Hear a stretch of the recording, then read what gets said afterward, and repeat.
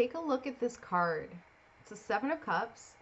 Which cup are you most drawn to? Pop it down in the comments. Because apparently, whichever card you are drawn to, whichever cup you're drawn to, it's going to show the source of any emotional confusion that you feel like you have in your life. Especially if when you think of a number between 1 and 3, you think of the number 1 first. This is your card for this week. Welcome to numerologist.com. My name is Vannessa and I'm from Beyond Your Sun Sign.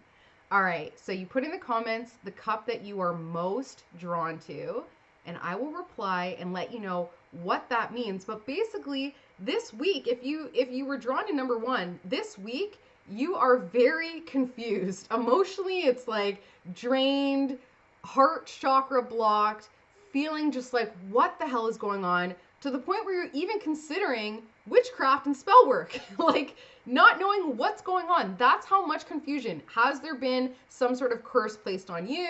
Has there been something that you negatively want to place on somebody else? Just feeling so emotionally out of sorts that you're now drawn to things that you never thought your heart would be drawn to. And it's really just because there is so much intense love and passion and emotion that you carry every single day. You've been carrying it since the day that you were born. And now finally this week is an opportunity to say, hold on a second. What is truly the source of this intense emotion? It cannot be what it feels like it is at surface level. Once we get to the source, just like pulling out a toxin, you remove it, you look at it, do a little autopsy on it. Oh, daddy issues. And then toss it. You don't need that. Somebody just posted, and I resonated with it so deeply. They were talking about how with this spring equinox, the new moon in Aries, Aries season starting the astrological new year, why not be in the vibration of someone who doesn't hold past traumas? Why don't we just tell ourselves that we no longer align with that's not even us? Somebody was also talking about how cringe it is to go on Instagram and Facebook. It's because we are not the same people we were back in high school, and here we are trying to show up our new authentic selves when people from high school are like, hold on, that's not the Vannessa that we remember. Yeah, that was, a very watered down, insecure, confused version of me. Hi, like nice to meet you. I'm completely new. So why not use that? We still have an opportunity. It's still April. We still have a little bit of the energy of Aries. We can reinvent ourselves. We just have to decide that we're no longer that old person. Show up as this new version. Look, I'm like choking, just being like, show up as this new version and see how people then start to meet you where you're at. And maybe it does mean releasing some people, places, things, situations that are linked to that old version of you. But who cares? You're reborn, right? You have no attachment to it. You're completely free. All right. If you are drawn to the number 2 when you thought of 1 to 3, this is a 6 of Cups. So this came up as card number 3 in last week's. And this is really about recognizing fully and in your heart of hearts that there is a family member that has given you a gift.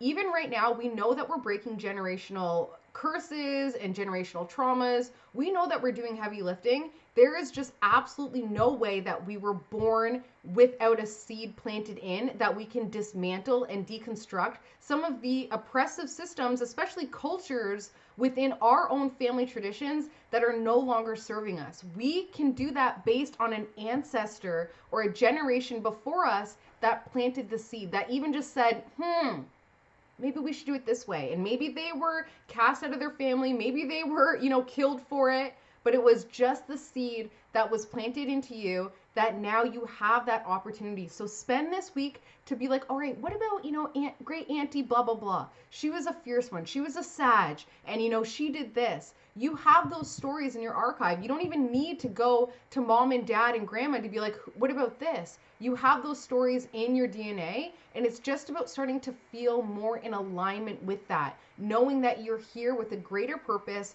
when it comes to your family line. You want to change the world? Love your family. That's how you change the world. That's how it starts. So just this week, we're going to go back into our own DNA archive and remember, have that sense of remembrance that there was at least one, if not multiple ancestors who have planted seeds of abundance for you to tap into to then heal your family line. And this week is just the beginning. So don't get overwhelmed. A journey of 1,000 miles just begins with this one small step. All right, if you chose card number 3. All right. So you got some enemies, all right?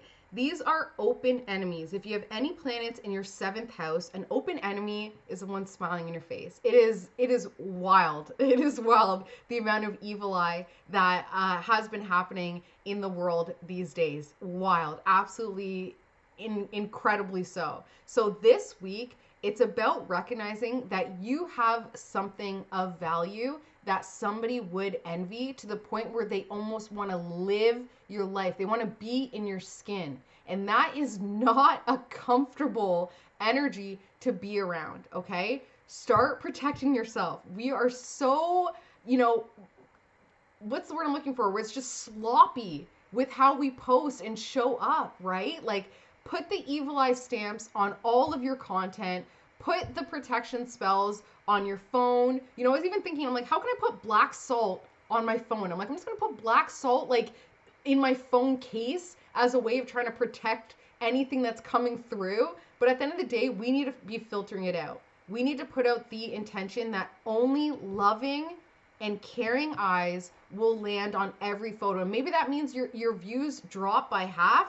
That's a good thing. That is a sign that the protection is working, because you don't want a lot of people looking at you, stealing little fragments of your soul every time they see a picture of you. No, I know I'm saying this on a camera, like I get it, like the irony of it, but I am powerfully protected, and so are you. But it's about calling in your reinforcements, because lately we've had our bodyguards and we're like, don't worry, they're good. Let them come in closer, and the bodyguards are like, you sure? I got bad vibes. And we're like, no, let them in. Come on, let's love and light. They're coming in and they're wreaking havoc on our energy. So it's about recognizing we are powerfully protected. And even if they are on our doorstep, even if they are smiling in our face, we know that they can cast no harm on us, because A, we do not consent, and B, we are powerfully protected. So armor up.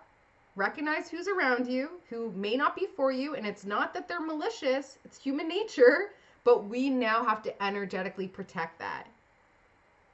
Egg cleanses, cord cutting, do what you gotta do. If you need help, you know where to reach me. You can find me on Instagram, @BeyondYourSunSign. I hope you have an amazing week. I'll see you next week. Bye.